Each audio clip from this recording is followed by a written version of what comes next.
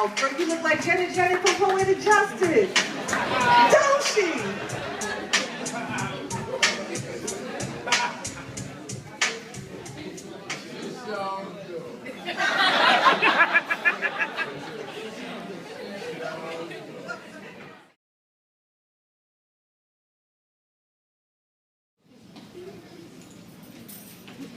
Area code 504. I'm from a city where you gotta watch what you say and who you say it to, cause you don't want them boys to come for you. And I don't mean the boys in blue, I mean the ones that hug the block post, the corner, and even that boy up there in that tree with that 4-5 pointed right at you. I'm from a city where nothing beats the cross but the double cross. My brother taught me that. And if you walk too far up the block, you gotta look over your shoulder and watch your back. My mother taught me that. See, it's a mean game they play in these streets, and not everybody runs by the same code. But afraid for our lives, we turn a blind eye to what's going on in our communities, and we let the cycle repeat. See, you take one of theirs, so they're gonna take one of yours, and blood-stained hands beat up faces until they're unrecognizable. Blood-stained hands ride by and throw out dead bodies at a funeral, until there's no one left but a broken mother trying to raise her son, who's deprived of life before he can even spell his name. What a cold frame for a future. And I'm not here to judge you for what you do or you don't do, because my Father, to whom I must answer, will judge me at the same standard in which I judge you.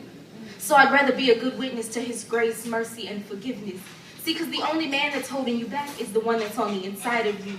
You've welcomed death into your life, and now your soul is no longer in use. I'm begging you to take heed to the lessons that come your way. Don't get so caught up in this life that you live in that you let your wrongs go unforgiven.